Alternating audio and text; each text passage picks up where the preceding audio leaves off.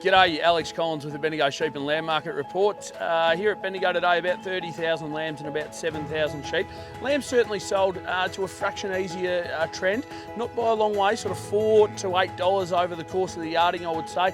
Lambs are not showing as much yield potential, drying off a little bit, would be a little bit cheaper than that in places, but overall pretty solid. So we saw lambs to a top of about $248. Most of your heavy lambs, they're in a bracket from $740 for extra heavies through to I reckon about $770 or $80 for you know, those sort of 27, 28, 29 kilo lambs. Come back into the trade, pretty solid again. Most of your supermarket lambs, 4 or 5 easier, I would think. $770 through to $790. Really neat trades up around $8, but that would pull them up.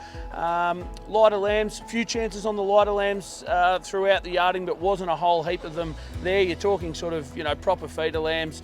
Back to the paddock, $148 through to about $165.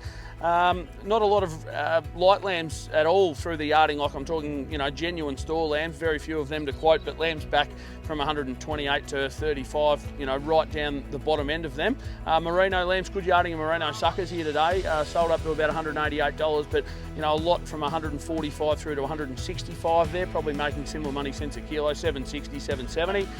Sheep, about 7,000 here today, sold a pretty similar trend to last week. They're fully firm sheep, you know, heavy crossbred ewes up over 200, merino ewes just a tick over 200. A real good run of weathers, you know, some heavy weathers here today. They'd be up over sort of in that bracket 220 to 235. Hoggets up to 238 or 40 with a bit of skin, it must be said, but yeah, the general run of sheep very similar.